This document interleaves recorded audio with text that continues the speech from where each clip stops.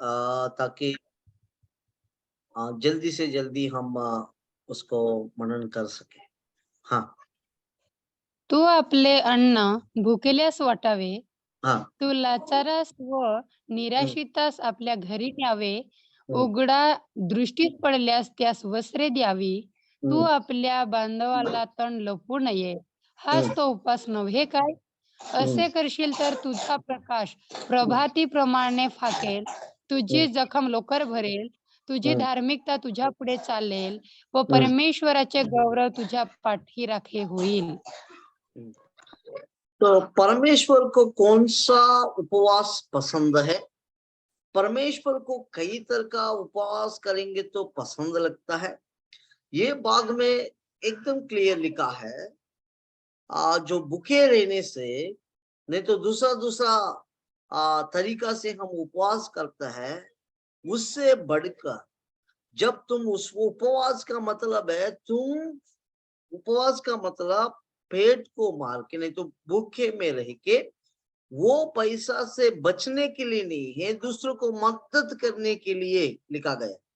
जो उपवास में आप रहता है, 40 दिन रहता है, 10 दिन रहता है और 5 दिन रहता है, उतना कितना खाना आप खाते हैं, उतना खाना को तुम बचाने का नहीं है, उससे दूसरों को मदद करना। कोई लोग उपवास बहुत करता है लेकिन किसी को भी मदद नहीं करता है। ये उपवास परमेश्वर को पसंद नहीं है। और यहाँ लिखा है उपवास का मतलब आंख, जो आंख को भी और उसका जो सारे चीज में भी जो भी परिस्थिति है, जो भी जो इतिहास हम देख सकता है, उनका मन विचार सब कुछ उनका कैसा रहता है, बहुत निरा एकदम। तो ये एक दिन उपवास के दिन के लिए देखना, कोई कोई चेहरा को देख सकता है कि ये 1 साल से उपवास कर रहा है, ऐसा लगता है। तो कोई कोई लोग उपवास का मतलब मुश्किल है, हाँ उपवास कर नहीं पाएंगे, उपवास का तकलीफ हो जाएगा, उपवास में जीने का बहुत परेशानी है, वो हम वैसा प्रकार का चीज हम देख सकता है। तो एक बार हम समझ पाएंगे, और एक बार पढ़ लीजिए 48 अध्याय 7-8 वचन, 7-8 वचन में लिखा गया है, पढ़ लीजिए। क्या वह यह नहीं है कि अपनी रोटी भूखों को बांट देना, अनाथ और मारे मारे फिरते हुओं को अपने घर ले आना, किसी को नंगा देखकर वस्त्र पहनाना और अपने जाति भाइयों से अपने को न छिपाना, तब तेरा प्रकाश को फटने के समान चमकेगा और तू शीघ्र चंगा हो जाएगा। तेरा धर्म तेरे आगे आगे चलेगा, यहोवा का तेज तेरे पीछे रक्षा करते चलेगा।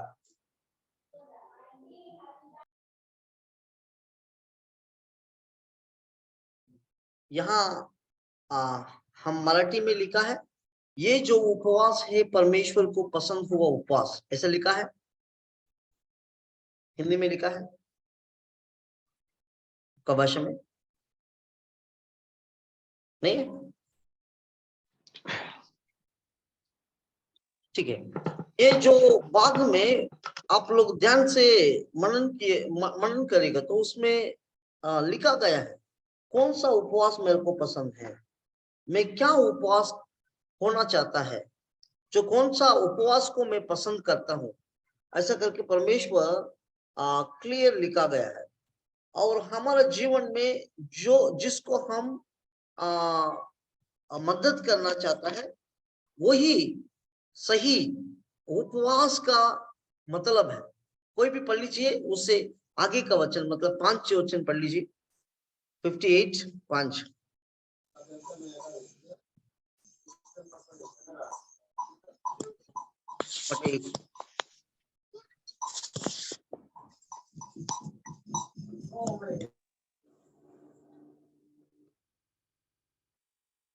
पढ़ लीजिए, कोई भी पढ़ लीजिए, 3 वचन से लेकर 3 वचन पढ़ लीजिए।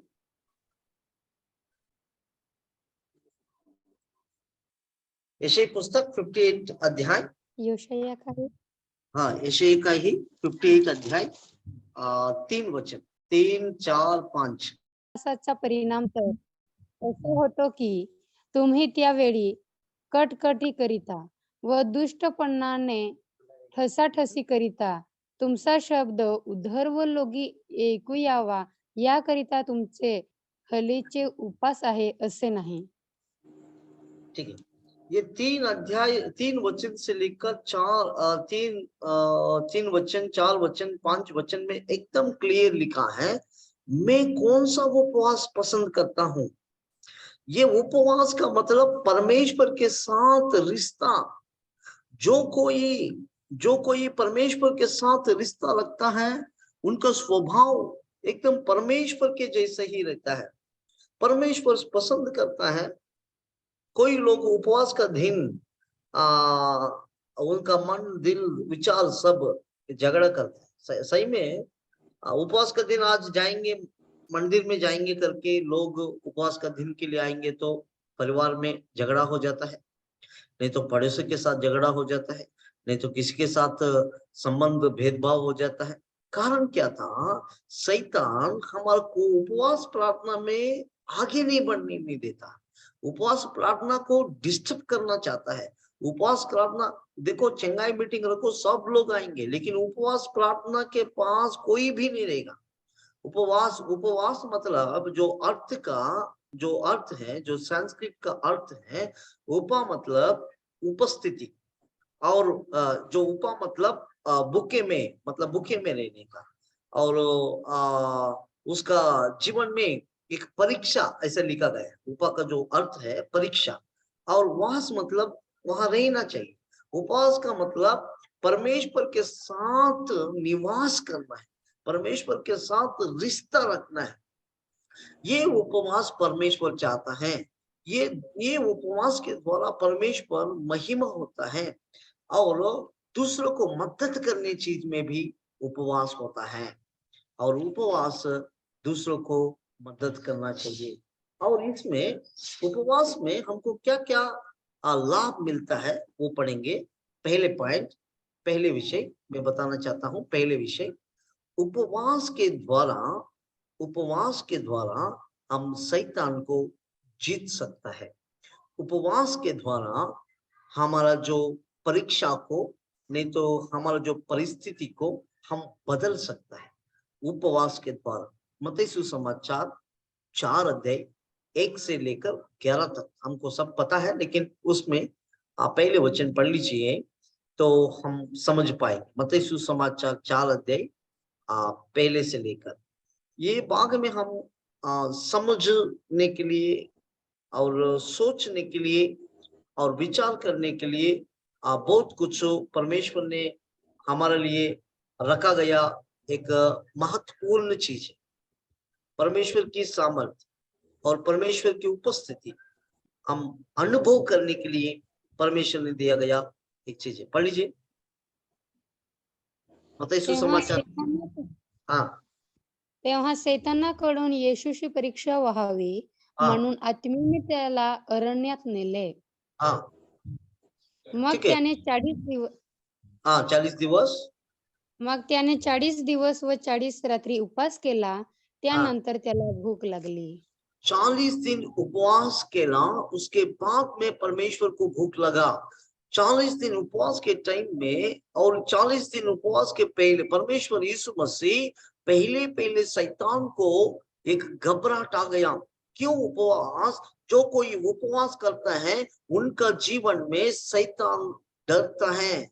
कोई जो अच्छा संदेश देता है उनको नहीं डरेगा, जो कोई अच्छा गाना गाता है उनको नहीं डरेगा, और जो कोई उसका अच्छा जो टैलेंट रहता है उनको देख के शैतान नहीं डरेगा। लेकिन जो कोई उपवास के साथ प्रार्थना करता है, उपवास के साथ प्रचार करता है, उपवास के साथ घुटने में आता है, इसी प्रकार को लोग उनको परमेश्वर ने, खुदावन ने क्या करता है, परमेश्वर सामर्थ्य देता है, शैतान को हिला देता है। इसलिए शैतान को हिलाने का ये उपवास का सामर्थ्य, वो उपवास का सामर्थ्य में, उपवास का शक्ति सामर्थ्य में यीशु मसीह शैतान को भी भगाने के लिए परमेश्वर ने शक्ति सामर्थ्य दिया। मेरे प्रियो, ये दुनिया में शैतान को कोई हिल नहीं सकता है, हिला नहीं सकता है। शैतान का सामर्थ को कंट्रोल कोई नहीं कर सकता है। शैतान को सामर्थ को कंट्रोल करने वाला एक ही इंसान है, एक ही इंसान है पृथ्वी पर। ओ इंसान नहीं, इंसान को दिया गया शक्ति सामर्थ्य कौन है? यीशु मसीह, जो पृथ्वी को आकाश को बनाया, क्रूस स्तंभ पर हमारे लिए मरा है। वो यीशु मसीह तुमको मेरे को वो अधिकार दिया है शैतान को भगाने के लिए, शैतान को सत्यानाश करने के लिए, शैतान को साम्राज्य को खत्म करने के लिए। यहाँ परीक्षा, 3 प्रकार का परीक्षा आया है ना, 3 प्रकार का परीक्षा। ये 40 दिन उपवास प्रार्थना जो कोई निर्णय लेता है, मैं 1 दिन उपवास करना है, 2 दिन उपवास करना है, 7 दिन उपवास करना है, 40 दिन उपवास करना है, नहीं तो मैं कभी कभी उपवास में शाम का टाइम में रहना, ऐसे प्रकार का जो लोग निर्णय लेके आगे जाता है उनको बहुत परीक्षा आता है, बहुत तो समस्या आता है, बहुत तो परेशानी आता है। क्यों? शैतान उनको परीक्षा देता है, शोध करता है, उनको, उन लोगों को परेशानी करता है। क्यों? वो कैसे भी प्रार्थना को खत्म करना है, उनको परमेश्वर से दूर करना है करके बहुत कुछ प्रयास करता है शैतान। मेरे प्रियो, ये 40 दिन उपवास के बाद में शैतान का साम्राज्य को यीशु मसीह ने साम्राज्य को खत्म करने लगा और शैतान को डर पैदा हो गया। एक जगह था, परमेश्वर के खुदावन के दास, वो पूरा साल में एक ही बार खाता है, एक बार मतलब पूरा साल में दिन में एक बार खाता है। साल में एक बार है तो मर जाता है, लेकिन दिन में एक बार खाता है। जो दिन में एक बार खाता है और 2 बार नहीं खाता है। और क्यों वो छोड़ा है? वो जहां भी मीटिंग जाता है वहां परमेश्वर की सामर्थ उतरना चाहिए, परमेश्वर की सामर्थ भरपूर आना चाहिए। ऐसी प्रकार का एक उनका मन था, उनका दिल था, उनका तड़पने का जो परिस्थिति था। वैसे सेवक दादा ने एक मीटिंग में गया था प्रार्थना में। कम से कम वो मीटिंग में शायद 10 लाखों से ऊपर लोग जमा हुआ। 10 लाख, नाइजीरिया वो जगह पे 10 लाख लोग इकट्ठा हो गया, प्रचार करने के लिए खड़ा हुआ और प्रचार चालू हो गया। और प्रचार करते हुए बहुत बड़ा समस्या आ गया, इतना खतरनाक समस्या था, वो काला काला आया था और कई प्रकार का जो चेहरा दिख रहा था और बहुत कुछ समस्या हुआ। और एक महिला को दुष्ट आत्मा पीड़ित थी, वो बहुत चिल्लाती थी और प्रार्थना करने का भी, आराधना करने का भी मौका नहीं मिलता। और वो आया था, वो जो औरत ने आया था स्टेज के ऊपर आया और जो वक्ता को, जो परमेश्वर के दास को मारपीट करने के लिए हाथ उठाया, लेकिन हाथ से उनको मारपीट कर नहीं पाया और बहुत चिल्ला रहे, बहुत कुछ कर रहे। तो ये प्रार्थना किया, सब कुछ किया, कुछ नहीं हो रहा है। उसके बाद में घुटने में रह के, प्रभु दुष्ट आत्मा का पीड़ित से प्रभु जी बचाओ, प्रभु ये इनका जीवन में एक बहुत बड़ा प्रभु जी चमत्कार होना चाहिए, ये पीड़ित से प्रभु जी दुष्ट आत्मा का पीड़ित से निकलना चाहिए करके प्रार्थना करने लगा। जब प्रार्थना किया था, उनके अंदर जो शरीर था, महिला का शरीर था, वो शरीर सीधा सीधा शैतान का शरीर आ गया, एकदम देवदूत के जैसा। बहुत काला था, बहुत उसका जो उसका चेहरा भी बहुत डेंजर दिख रहा था, वो डरने के जैसा था। और तुम कौन है ऐसा पूछे तो मेरा नाम है लूसीफर, मेरा नाम है लूसीफर। लूसीफर सीधा सीधा कभी किसी के पास नहीं आएगा, कभी किसी के पास नहीं आएगा, क्योंकि लूसीफर शैतान का साम्राज्य का राजा है, वही अधिपति है। ये छोटा मोटा काम के लिए वो ज्यादा नहीं आएगा। क्यों? वो सेवक के पास आया था, जो कोई हाथ नहीं है तो उसको पाँव हाथ लगाएगा तो हाथ आ जाता था, पाँव के पास चाहिए हाथ लगाएगा तो पाँव आ जाता था। बहुत बड़ा बड़ा चमत्कार, जो कोई आता था वो मीना चमत्कार से नहीं जाता था। इतना बड़ा चमत्कार, इतना सामर्थ्य परमेश्वर ने उनको दिया है।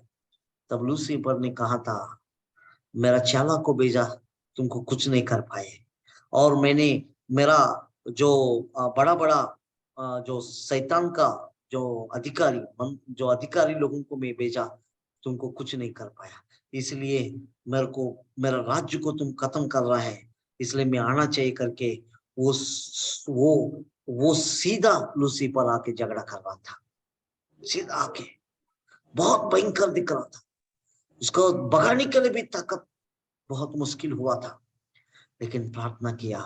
आपको पता है वो जो सिटी में सबसे बड़ा व्यभिचार काम चालू था, वो सिटी में बहुत पाप चालू था, सब लोग शैतान का पीड़ित लोग था। जब इन्होंने 50 दिन का उपवास के बाद में वहां गया था, परमेश्वर की सामर्थ्य को अनुभव करके गया था, शैतान का साम्राज्य हिलने लगा, शैतान का जो फाउंडेशन हिलने लगा। तब क्या हुआ, शैतान का साम्राज्य को सत्यानाश हुआ, घर पे कोई भी नहीं था, 10 लाख लोग पूरा सिटी में थे, सब लोग हाजिर हो गया वो कंपाउंड में। ये दुनिया में दुनिया में सबसे बड़ा इतिहास है। परमेश्वर का दास को भयंकर रीति में इस्तेमाल किया। मेरे प्रियो, जब प्रार्थना करेगा, यीशु मसीह को भी वैसे ही इस्तेमाल किया। जहां यीशु मसीह जाता था, लोग शैतान का पीड़ित से बंधन से छुटकारा पाते थे। आज भी परमेश्वर हमारे जीवन में बहुत कुछ करेगा, कारण उपवास के द्वारा ही करेगा। और पढ़ेंगे। और दूसरा विषय, उपवास का मतलब क्या होता है। पहली बात, शैतान को विजय पाने के लिए, शैतान से हम विजय पाने, शैतान को हराने के, हम विजय पाने के लिए, शैतान को हराने के लिए उपवास प्रार्थना जरूरत है, पहली बात। दूसरा विषय पढ़ लीजिए कोई भी, एबेल पुस्तक 2 अध्याय 12 और 13 वचन। एबेल पुस्तक 12 और 13 वचन, कोई भी पढ़ लीजिए।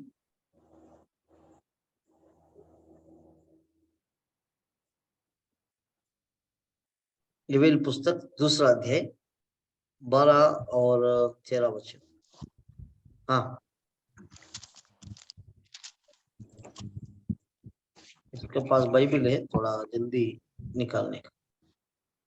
आता तरी परमेश्वराचे वचन ऐका, मनपूर्वक कडे वळा, उपोषण, आक्रदन व शक करून वळा. आपली वस्त्रे नव्हे तर आपले हृदय फाडा आणि परमेश्वर तुमचा देव याचकडे वळा, कारण तो कृपाळू, कणवाळू, मंदक्रांत, दयासागर आहे. अरिष्ट आल्याबद्दल त्याला वाईट वाटण्यासारखा आहे. तो ये बात में देख सकता है, पश्चाताप के लिए उपवास प्रार्थना, पश्चाताप के लिए उपवास प्रार्थना।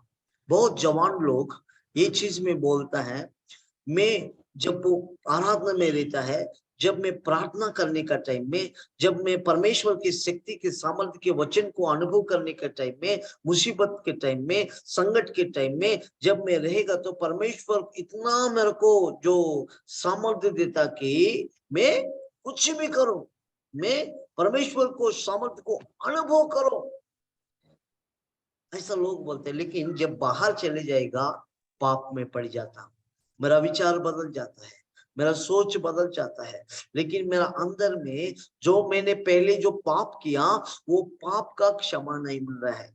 कोई लोग पाप में गिर जाता है। एक दीदी थी, वो जो 12वीं खत्म किए और बहुत अच्छा से परमेश्वर की भक्ति में, प्रार्थना में बढ़ रही थी, छोटा जवान लड़की, और उसके जीवन परमेश्वर के सामने बहुत अच्छा था।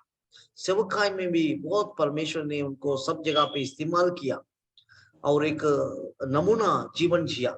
लेकिन क्या हुआ था, एक लड़के के साथ प्यार करने लगे और उनका साथ से शादी के पहले गलत रिश्ता रखा और परमेश्वर के सम्मुख में जाने का मुश्किल पड़ा। बहुत टाइम गलती से हो गया।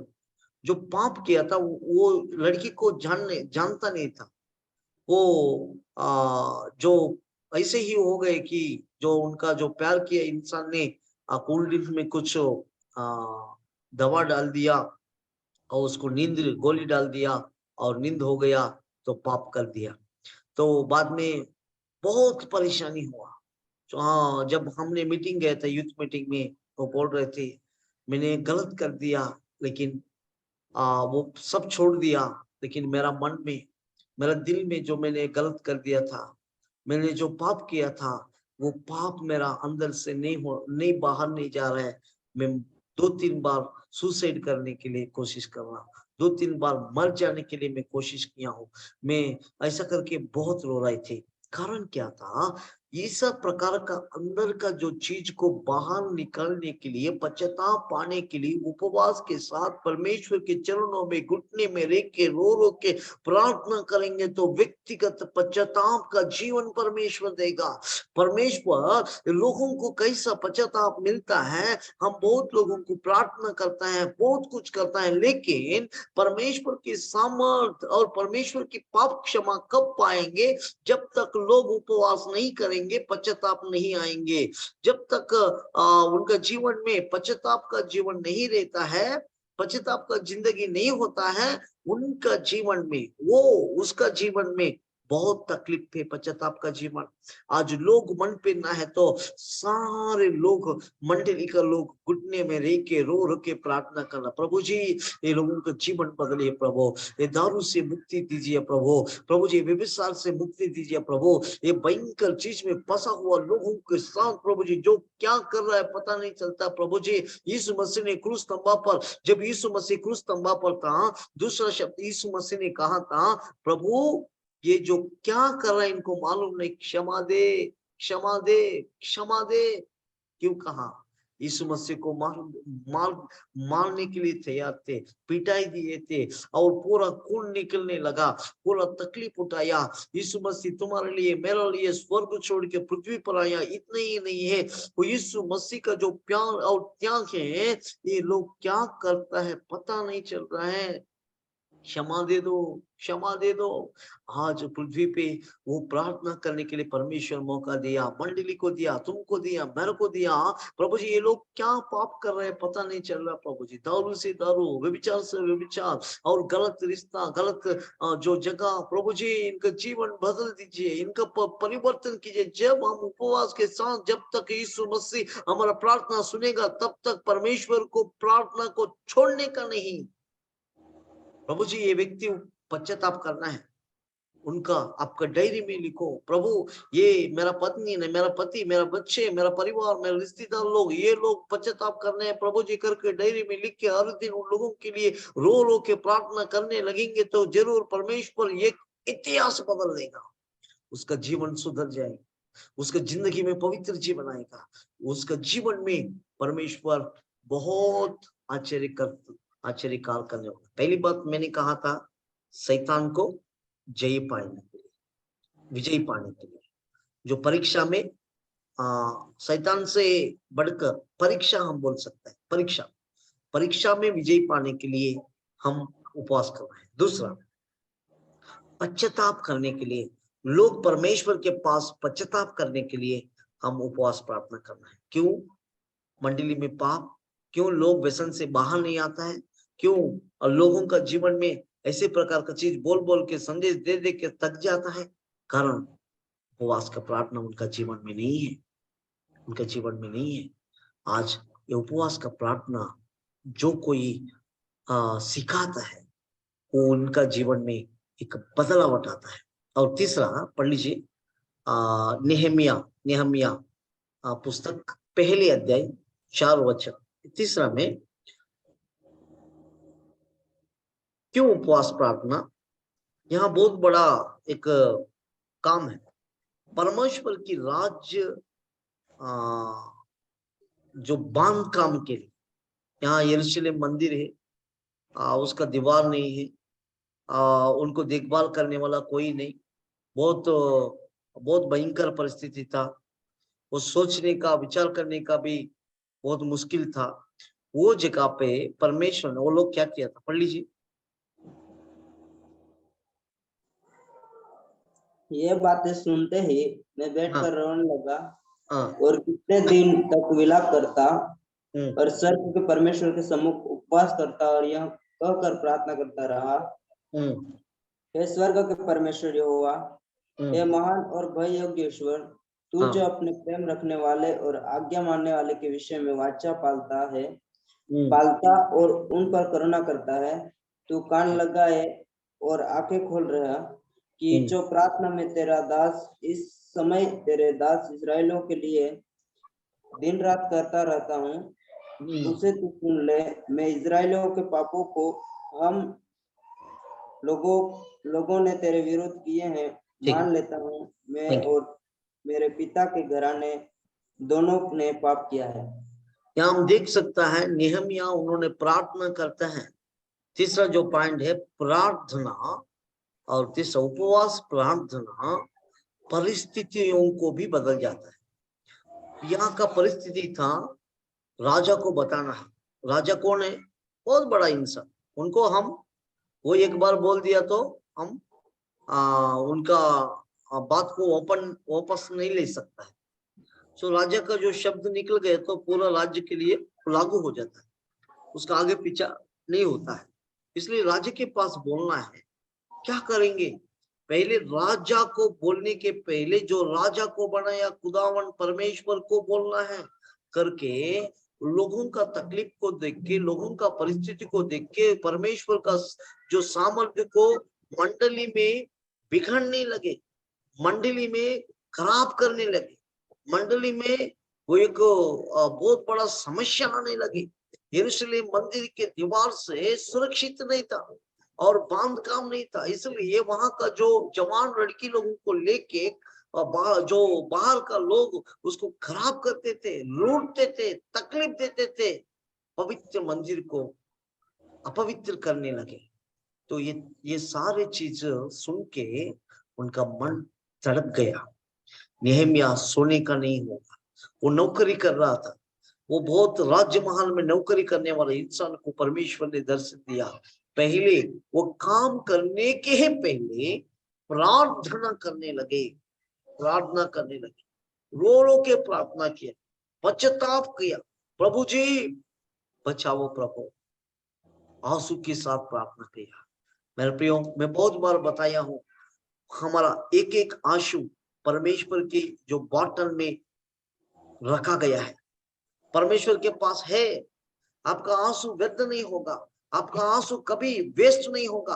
परमेश्वर के पास जो आपका पास जो भी आंसू परमेश्वर के लिए करता है वो परमेश्वर के पास है, चिंता करने की जरूरत नहीं। वो उपवास के प्रार्थना का ताकत है। नेहमिया कम समय में बहुत बड़ा 52 डेज में बहुत बड़ा दीवार बना दिया। इतना बड़ा इतिहास, बहुत रुकावट है, बहुत समस्या है, पार करके आगे गया, परमेश्वर के सामर्थ को अनुभव किया। आपका समस्या है, आपका परिस्थिति है, परिस्थिति को बदल देता है उपवास पर। तो 3 हमने देखा, चारों बात भी पढ़ेंगे। लूक सुसमाचार 4 अध्याय 1 से लेकर पढ़ लीजिए। लूक सुसमाचार 4 अध्याय, कोई भी एक जन पढ़ लीजिए। लूक सुसमाचार 4 अध्याय 1 से लेकर, थोड़ा वो भाग में हमको पता है वहां का जो परिस्थिति क्या है करके। यहाँ भी वही चीज लिखा गया। उसके बाद में पढ़ी। येशू पवित्र आत्म्याने परिपूर्ण असा यार्देन पासून परतला आणि त्याला आत्म्याने दिवस रानात नेले. तेथे सैतानाने त्याची परीक्षा केली. त्या दिवसात त्याने काही खाल्ले नाही. ते संपल्यावर त्याला भूक लागली. अच्छा, वो पहले हमने देखा मत्ती सुसमाचार 4 1 से लेकर, और ये लूक सुसमाचार 1 से 13, ये पूरा सेम है, लेकिन एक ही अर्थ निकलता है। पहले हमने देखा शैतान को विजय पाया, और यहाँ हम देख सकता है यीशु मसीह के पास आके लेके आता है जो दुष्ट आत्मा पकड़ा हुआ इंसान को, बालक को, लेकिन शिष्य लोगों को कहता है कि ये दुष्ट आत्मा नहीं जा रहा है। अरे ये दुष्ट आत्मा क्यों नहीं जा रहा है? और यीशु मसीह के पास आके बोलेगा तो आपका चेला लोगों को बताया हूं, लेकिन वो कर नहीं पाया, इसलिए आपके पास लेके आया। तब यीशु मसीह किसको डांटा था? चेला लोगों को डांटने लगा। तो डांटने के बाद में ये भाग में हम देख सकता है, और वो डांटने के बाद में परमेश्वर की सामर्थ्य को अनुभव कर नहीं पाए। पढ़ लीजिए कोई भी एक जन,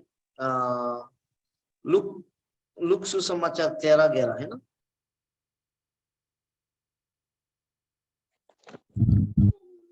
कोई पढ़ लीजिए।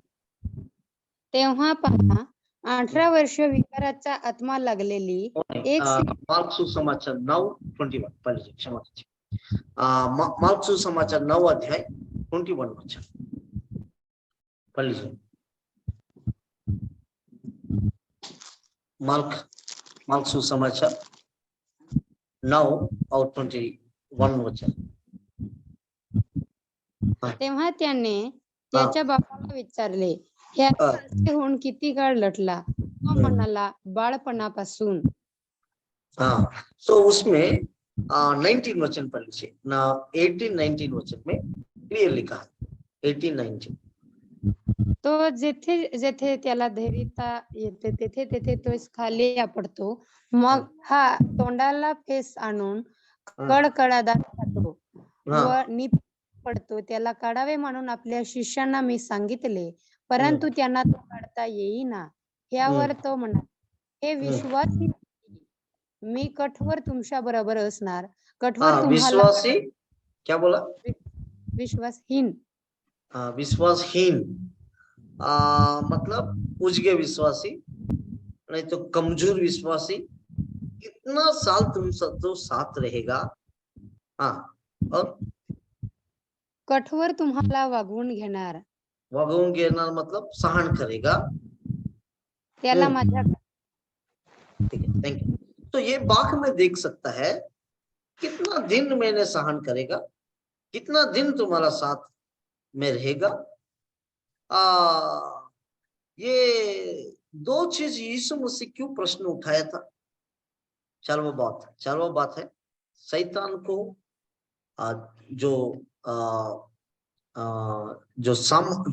असंभव को संभव करने का चीज के बारे में हम देख सकता है। ये शिष्य लोगों को असंभव है ये शैतान को भगाने के, क्योंकि ये शैतान बहुत खतरनाक, उसको गिरा देता, मार डालने की भी कोशिश करता था। वो बचपन से था। और चेला लोगों को बताया, चेला लोग ने प्रार्थना किया होगा, कुछ भी किया होगा, उसका कुछ नहीं हुआ। इसलिए यीशु मसीह डांटने लगा। क्या डांटा था? कितना साल तुम्हारा साथ रहेगा, कितना दिन तुम्हारा साथ रहेगा, क्या फायदा है? और उसके बाद में क्या प्रश्न उठाया था? उजगे विश्वासी, पहले नाम दिया उजगे विश्वासी, अल्प विश्वासी, कमजोर विश्वासी, ये नाम दिया। और उसके बाद में कितना साल रहेगा, कितना सहन करो। क्यों सहन करना था? यीशु मसीह बोलता था प्रार्थना करो, वो गेत्सेमनी जगह पे प्रार्थना करो बोलेगा तो सो गया, 1 घंटा भी प्रार्थना नहीं किया। प्रार्थना करो, प्रार्थना करो, प्रार्थना करो, उपवास करो, उपवास करो, ये चले जाएगा बोलेगा तो ये खुद उपवास नहीं करता, बाकी लोगों को उपवास प्रार्थना में जाके क्या करता है? प्रार्थना विनती दे देता। तो प्रार्थना विनती नहीं तो कोई मिल गए तो उनको फोन करके बोल देता है तुम प्रार्थना करने का ये बीमारी चालू है, ये खुद प्रार्थना नहीं करता। लेकिन प्रार्थना विनती देना गलत नहीं है, खुद भी प्रार्थना करना, दूसरों को भी प्रार्थना विनती देना है। प्रार्थना ज्यादा रहेगा तो प्रार्थना का ताकत के वजह से परमेश्वर चमत्कार करेगा, आशीष करेगा, परमेश्वर की महिमा होगा। लेकिन आपका जीवन में, मेरा जीवन में, व्यक्तिगत में हम कितना एफर्ट लिया, हमारा भी उजगा विश्वास के वजह से कमजोर हो सकता है। तो कितना साल हम परमेश्वर की सामर्थ्य को अनुभव नहीं कर पाएंगे, वैसे ही रहेंगे। नहीं, करना है, अनुभव करना है। जो चारवा बाबत उपवास का मतलब है, पहली बात मैंने बोला ये शैतान को निकलना है तो क्या करना करके शिष्य लोगों को बताएगा। तो शिष्य लोगों को कहा था ये जो आता है, हमारा तेलुगु भाषा में लिखा गया है, ये जो शैतान को भगाना है तो सिर्फ उपवास प्रार्थना के द्वारा ही जाएगा, दूसरा किसी प्रार्थना के द्वारा नहीं जाएगा। ये कौन सा भी प्रार्थना के द्वारा नहीं जाएगा। 29 में लिखा है। सो दूसरा ट्रांसलेशन में क्या लिखा पता नहीं, लेकिन यहाँ 29 में लिखा है ये जो शैतान जाता है उपवास प्रार्थना के द्वारा, क्योंकि यीशु मसीह हमेशा उपवास करता था, इसलिए परमेश्वर के पास सामर्थ्य था। इसलिए चमत्कार होता था।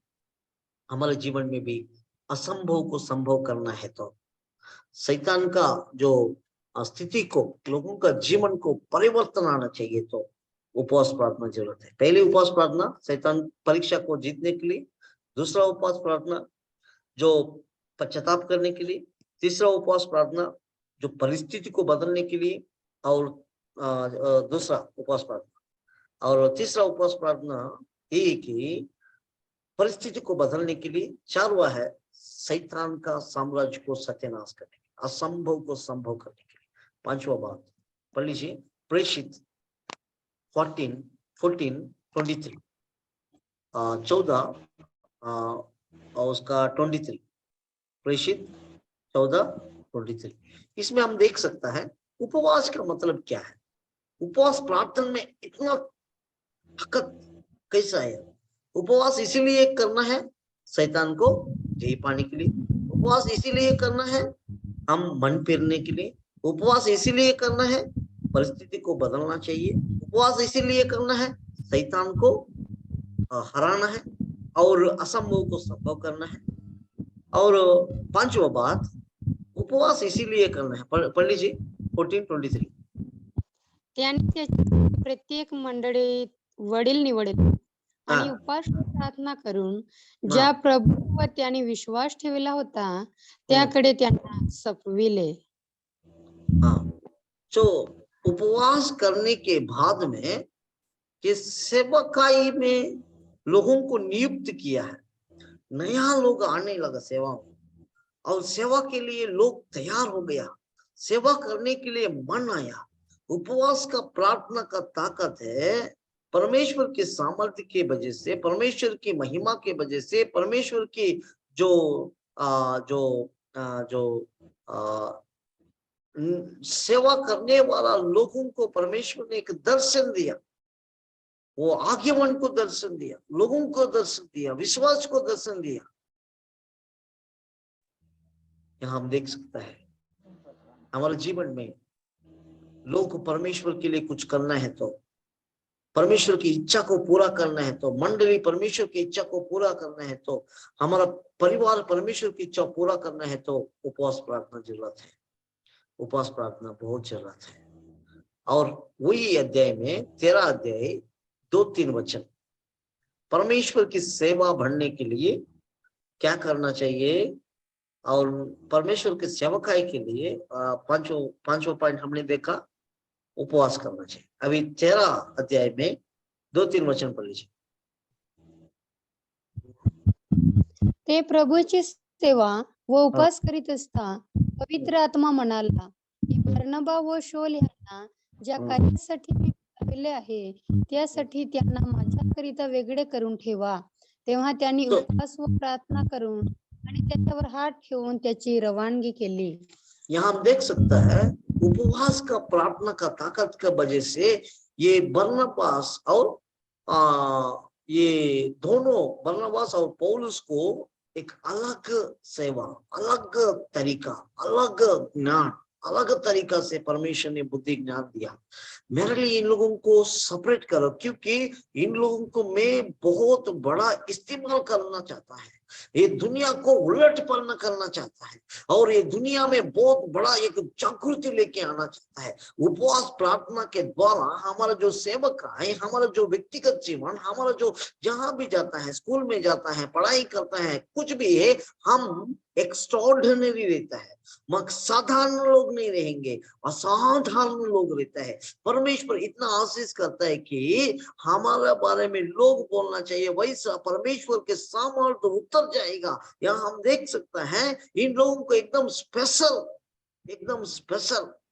एक महत्वपूर्ण, आप सबसे स्पेशल होना चाहिए, आप सबसे परमेश्वर के लिए स्पेशल बनना चाहिए, आप सबसे चीज में, आपका कॉलेज में, पढ़ाई में और इंडिया में सारे चीज में तुम स्पेशल होना चाहिए। सबके साथ नहीं है, मैं स्पेशल होना चाहिए, सबका मन है मैं एक स्पेशल है। सही में यीशु मसीह बनाया था स्पेशल, वो उच्च स्थिति में आशीष होना चाहिए तो उपवास प्रार्थना करना है। मंडली वो एक स्पेशल होना चाहिए। तो मंडली की एक दर्शन, सामर्थ्य, पवित्र आत्मा का जो शक्ति मंडली में होना चाहिए। तो हम क्या करना है? उपवास प्रार्थना। आजकल आराधना में सामर्थ्य नहीं है, वचन में सामर्थ्य नहीं है, लोगों का आराधना आने के लिए भी इंटरेस्ट नहीं है, प्रार्थना में बैठने के लिए भी इंटरेस्ट नहीं। कारण क्या था? ये जो उपवास प्रार्थना का सामर्थ्य नहीं है। जहां उपवास का प्रार्थना का सामर्थ्य रहता है, परमेश्वर की शक्ति अनुभव करते रहे। और 6 हम देख सकते हैं, परमेश्वर की सेवकाई, फुल टाइम मिनिस्ट्री के लिए और स्पेशल सेवा के लिए और स्पेशल जीवन के लिए परमेश्वर ने नियुक्त किया जाएगा एक उपवास प्रार्थना। और 7वां पॉइंट बोल के हम समाप्त करेंगे। 2 कोरिन्थी 11 अध्याय 27 वचन। 2 कोरिन्थी 11 अध्याय 27 वचन। कोई भी पढ़ लीजिए, कोई भी पढ़ लीजिए। 11 अध्याय 27, 11 अध्याय कष्ट कितीतरी वेळा केलेली जागरणे, तहानभूक, पुष्कळ उपास तपास, थंडी व उघडा वाटेपणा या सर्वांमुळे मी अधिक आहे। तो ये भाग में हम देख सकता है, एकदम परमेश्वर का उनका सेवा में बहुत फल, विजय पाया सेवा, और विजय पाया परमेश्वर की इच्छा, और परमेश्वर की महिमा किया जाएगा एक स्थिति। कौन है वो? यीशु मसीह। और यीशु मसीह पृथ्वी पर और पौलुस भी पृथ्वी पर इतना कष्ट उठाया। और एक बार पढ़ लीजिए 27। श्रम व कष्ट कितीतरी वेळा केलेली जागरणे, तहानभूक, पुष्कळ उपास तपास, थंडी व उघडे वागडेपणा ह्या सर्वांमुळे मी अधिक आहे। अधिक है।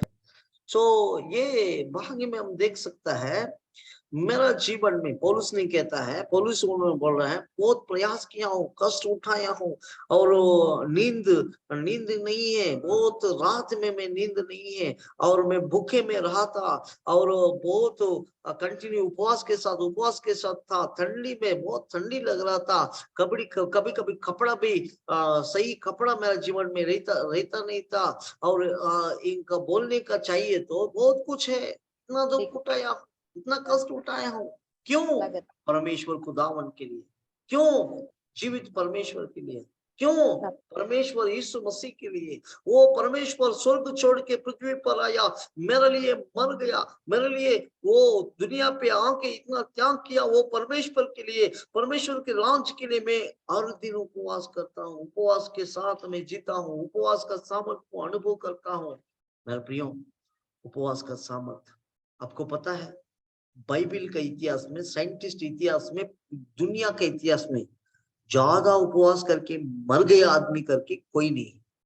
ज्यादा खा के मरने वाला बहुत है, इसलिए हार्ट अटैक आता है, बहुत बीमारी आता है। बहुत उपवास होके मर गए आदमी बाइबल का इतिहास में और दुनिया के इतिहास में नहीं है।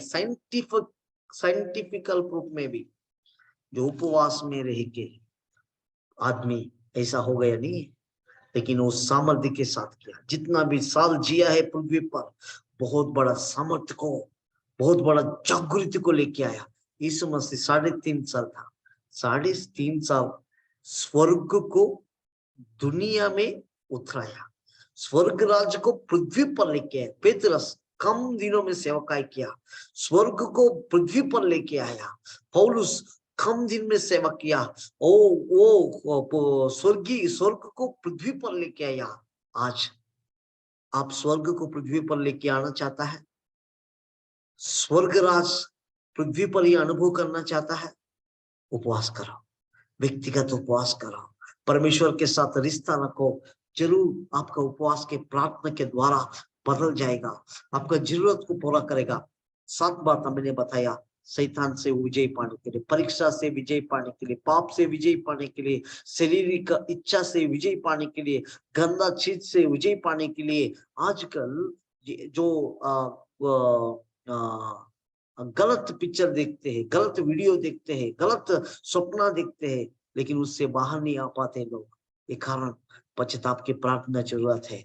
दूसरा हमने देखा पश्चाताप की प्रार्थना, पश्चाताप के लिए उपवास प्रार्थना, पहले विजय पाने के लिए, दूसरा पश्चाताप के लिए, और तीसरा परिस्थिति बदलने के लिए, और चारवा बात शैतान को हराने के लिए, असंभव को संभव करने के लिए, और पांचवा बात परमेश्वर एक जागृति लेके आने के लिए, और परमेश्वर को सेवकाई के लिए, लोगों को खड़ा करने के लिए, मदद के लिए, परमेश्वर के राज्य के लिए उपवास करना चाहिए। और उपवास प्रार्थना और भी हम देख सकता है, परमेश्वर वो एक स्पेशल करता है, एक अमूल्य, एक स्पेशल जीवन देता है, एक प्रत्येक जीवन देता है। और सातवां बात, उपवास का जो कष्ट उठाता है, तकलीफ उठाता है, परमेश्वर खुदावन ने वो अनंत जीवन में जो मुकुट देता है।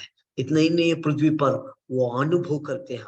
आज उपवास प्रार्थना का शक्ति सामर्थ आप अनुभव करना चाहता है, सही में एक निर्णय लीजिए, प्रभु उपवास प्रार्थना इतना महत्वपूर्ण है। बहुत लोग बोलते हैं जिंदगी में कोई उपवास किया भी नहीं, कोई लोग उपवास ही नहीं करता है, बहुत तकलीफ होता है, बोलता हूँ उपवास करके देखो, घुटने में रह के देखो, प्रार्थना करके देखो, परमेश्वर की सामर्थ आप अनुभव करेगा। पृथ्वी पर भी परमेश्वर को आप स्वर्ग राज्य को उतराएगा। आज हमारे जीवन में ये उपवास प्रार्थना बहुत जरूरत है। सही में हम प्रार्थना करेंगे।